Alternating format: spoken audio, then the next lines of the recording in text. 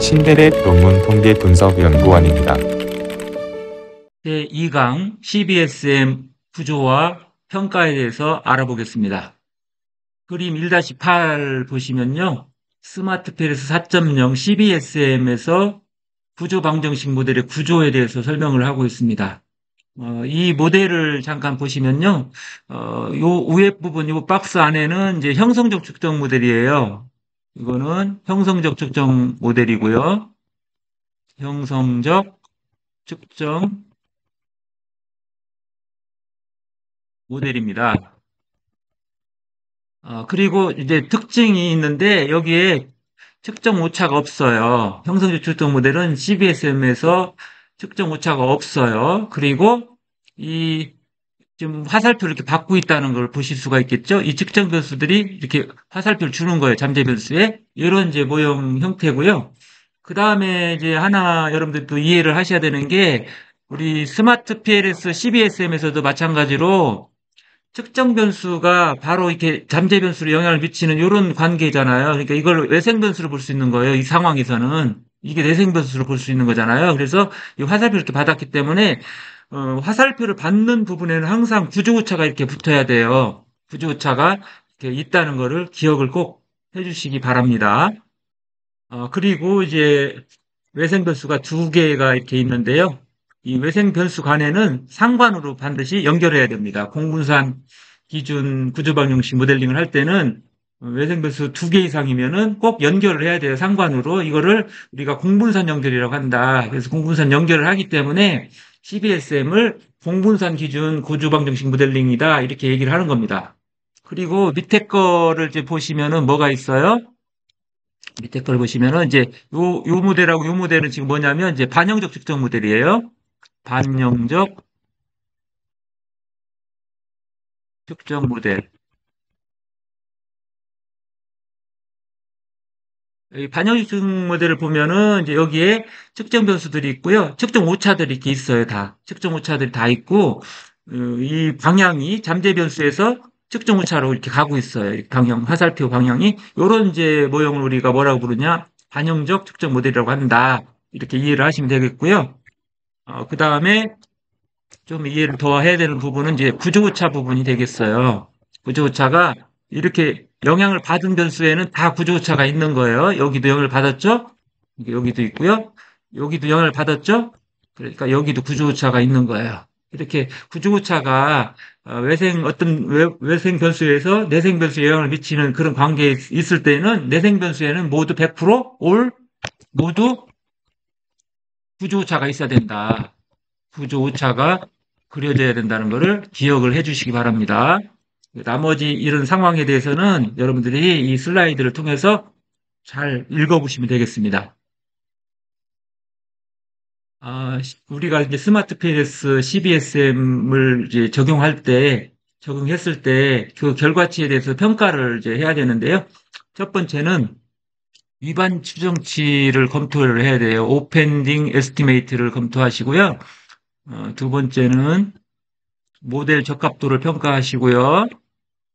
세 번째는 측정 모델을 통해서 개별 측정 변수의 신뢰도, 그리고 개념 신뢰도, 이거를 내적 일관성 신뢰도라고도 합니다. 그리고 개념 타당도, 이 개념 타당도는 집중 타당도와 판별 타당도로 구분이 돼요. 이 세 가지 상황에 대해서 우리가 이제 평가를 해야 됩니다. 첫 번째로 이제 우리 위반 추정치에 대해서 알아봅시다. 위반 추정치가 되는 경우는 이 두 가지입니다. 하나는 헤이우드 케이스라고 해서 헤이우드 케이스가 발생되었거나 아니면 잠재 변수 간에 극단적인 상관관계가 존재할 때 이 두 가지를 우리가 이제 검토를 해야 됩니다. 위반 추정치에서 두 가지를 검토해서 문제가 있으면 이제 조치를 해야 되겠죠. 오른쪽과 같은 조치를 해야 되는데 우리가 표준화 해기수가 이제 추정이 됐는데 이게 1이 넘으면 절대로 안 되는 거잖아요. 근데 여러 가지 원인에 의해서 이제 2를 넘는 비정상적인 경우가 발생될 수 있어요. 그래서 이렇게 2를 넘는 상황이 발생되었다든지, 그리고 분산을 이제 구하는데 우리가 분산 추정치를 구할 수가 있어요. 우리가 에이모스에서나 또 여기 스마트 PLS CBSM에서도 분산 추정치를 이제 구할 수 있을 텐데 이 분산 추정치가 분산이 마이너스가 있으면 안 되거든요. 의무차 분산이라고 그래요, 마이너스를. 근데 이 마이너스가 있으면 안 되는데, 여기 마이너스가 있으면 이걸 의무차 분산이라고 하거든요. 이런 것은 위반 추정치가 되는 거예요. 그래서 그런 경우에는 우리가 의무차 분산이 있는 해당 특정 변수를 삭제하는 것이 저는 더 좋다고 생각하는데 어떤 학자들은 이렇게 의무차 분산을 작은 양의 값, 즉 0.005로 고정시켜주면 된다. 이렇게 생각하시는 분들도 있습니다. 여러분들은 이거는 저는 권장하지는 않아요. 이런 조치 방법도 있다는 거 아시면 좋겠고요. 그리고 표준화 회계에서 이를 초과하는 경우는 해당 변수를 제거하는 것을 이제 검토하는 것도 필요하고요. 어, 아니면 또 0으로 고정, 경로 개수를 0으로 고정하는 방법도 가능할 겁니다. 그리고 이제 극단적인 상관관계는 이제 상관 변수 간의 잠재 변수 간의 관계가 상관관계가 0.9 이상인 경우를 말하는 거예요. 그래서 너무 높으면은 사실은 그 잠재 변수와 잠재 변수가 따로 있는 것이 아니라 같은 거라고 봐야 되죠. 하나다 결국은 이렇게 봐야 되는 상황이잖아요. 그래서 이런 경우에는 이제 다중공손성 문제가 있는 것이다. 이렇게 그러면 그 문제를 이제 해결을 해야 되는데 해결하기 위해서는 우리가 검토할 수 있는 게 그 중에서, 잠재변수 중에서 하나를 제거를 해야 되겠죠. 제거를 함으로써 이제 상관관계를 정상으로 돌려놓을 수가 있게 되는 겁니다. 두 번째, 이제 반영적 측정 모델의 평가에 대해서 알아보겠습니다. CBSSM을 적용했을 때, 첫 번째는 우리가 이제 추정치를 얻었잖아요. 이제 CBSM을 돌려가지고 추정치를 얻었는데, 그 측정 변수와 관련된 이제 추정치들이 있습니다. 그 중에서 표준화 회계개수 외부 적재치가 계산이 되는데 이 값이 0.7 이상이어야 돼요. 당연히 0.7 이상이어야지 개별 측정 변수 신뢰도가 있다. 근데 다른 또 기준이 있어요. SMC라고 Squared Multiple Correlation이라는 게 있는데 이 SMC는 뭐냐면요. 이 외부 적재치 있잖아요. 이 외부 적재치를 표준화 회계개수라고도 할 수 있어요. 외부 적재치를 이렇게 제곱을 하면, 이렇게 제곱을 하면, 즉, 다시 말하면, 외부 적재치 2번 곱하면 돼요. 값을 구한 거에서 외부 적재치 곱하기 외부 적재치 하면은 SMC가 계산이 되는 거거든요. 이 SMC 값을 보시고 0.5 이상이다. 그러면은 개념 신뢰도가 있다. 이렇게 이제 판단하시면 되겠습니다.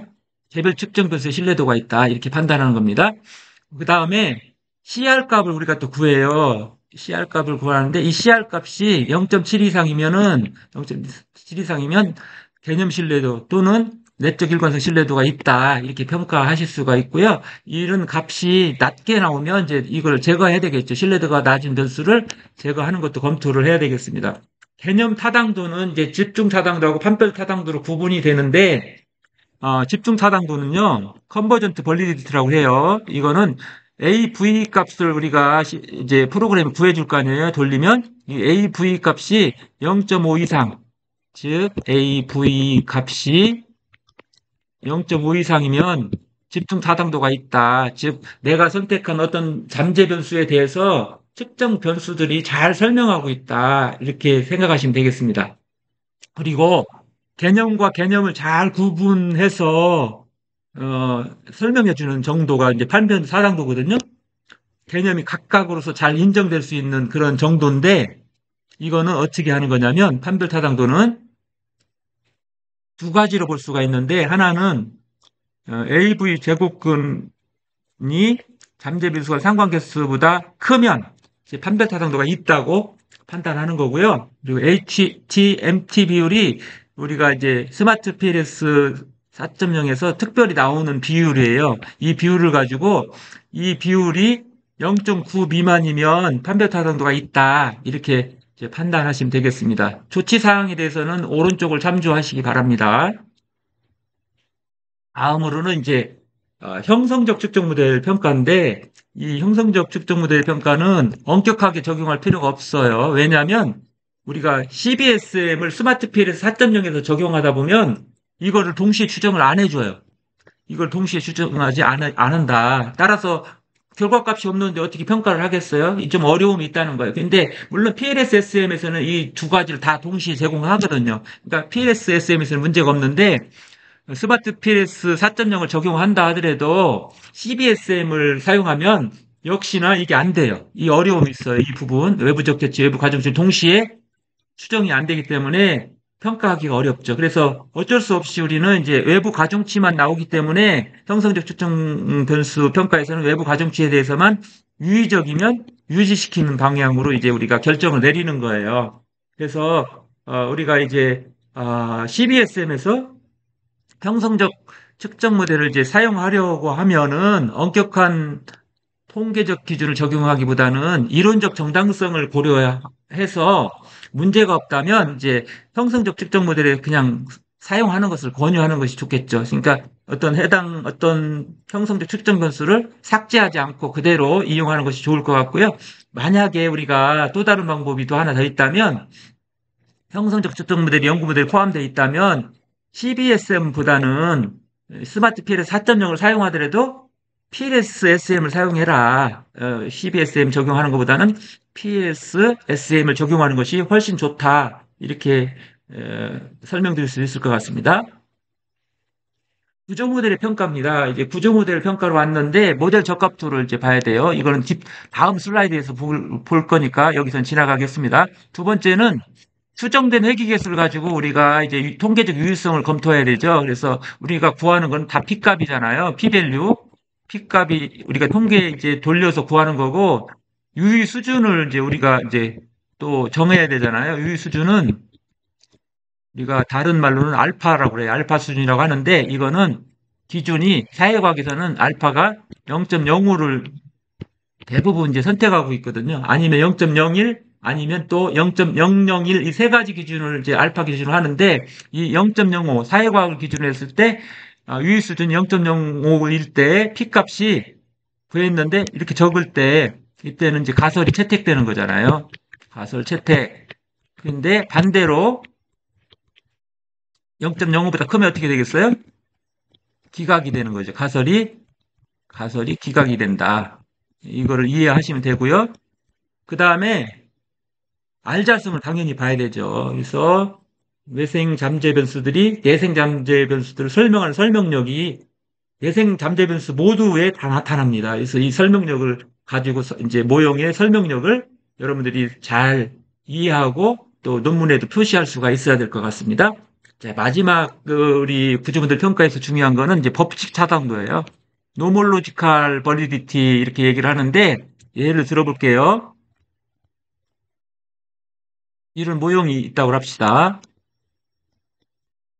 간단한 모형인데 선행연구를 해봤더니요. 이게 A, B, C라고 합시다. 여기를 D라고 합시다. 종속변수를 D로 했을 때 선행연구를 이렇게 두 개를 해보니까 두 A와 D의 관계를 해보니까 이 관계가 정적인 방향이에요. 플러스 방향이 있다. 선행연구에서 이렇게 이제 선행연구가 되었어요. 그리고 이제 그런 다음에 우리가 이제 CBSM을 돌려봤어요. 데이터 수집해가지고 돌려봤더니 만약에 플러스가 나왔어요. 추정된 값이. 그러면은 우리는 뭐라고 해석하냐면 법칙 타당도가 존재한다. 법칙 타당도가 있다고 해석하시면 돼요.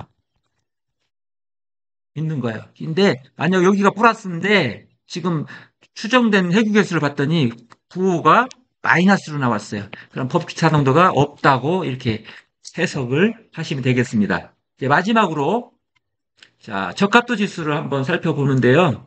자, 카이스퀘어 검증 결과 이렇게 보면은 0.05보다 p-밸류가 크면 모델이 적합하다. 근데 이 경우가 성립되는 경우는 거의 없어요. 그래서 우리가 이제 CBSM 사용할 때 카이스퀘어 검증 결과는 이거 적용이 안 돼요. 왜냐하면 이렇게 되는 경우는 표분수가 많아지잖아요. 예를 들어서 표분수가 많이 커지면 막 600개 막 넘었어요. 예를 들어서 막 커졌어요. 그러면은 어떻게 결과가 나오냐면 이 p-밸류가 0.05보다 적게 나와요.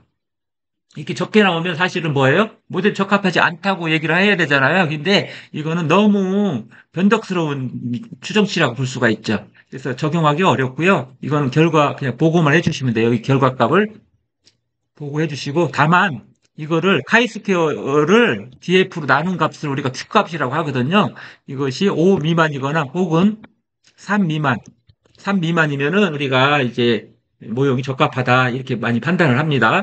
그리고 많이 보는 것이 이게 두 가지가 있는데 RMR하고 SRMR이 있는데 이 기준이 0.08보다 임계치가 낮을 때, 이거보다 낮을 때 우리가 모델이 적합하다. 또 많이 보는 게 RMS예요. 이런 지표도 있는데 이런 지표도 0.08 미만이면 모형이 어느 정도 적합하다 이렇게 보는 겁니다. 그리고 어, 요즘엔 이건 잘 안 봐요. 이건 잘 안 보고 증분적합도를 이제 보는데 이 세 가지 중에 하나만 보면 돼요. 이게 똑같은 계열이잖아요. 그래서 보고할 때는 예를 들어 CFI를 하나 보고하시면 되고요. 아니면 NFI를 보고해도 되고 아니면 TL을 하나만 보고식을 하시면 되는 거고요. 이 임계치가 있죠. 이것도 이 기준들은 다 아시면 좋아요. 0.9 이상이면은 이제 뭐예요? 우리가 모델이 적합하다. 우리의 측정 모델과 구조 모델 적합도 평가할 때, 아, 모형이 적합하네. 이렇게 이제 판단하실 수가 있는 겁니다. 우리는 지금까지 이제 제 2강 CBSM의 구조와 평가에 대해서 알아보았습니다.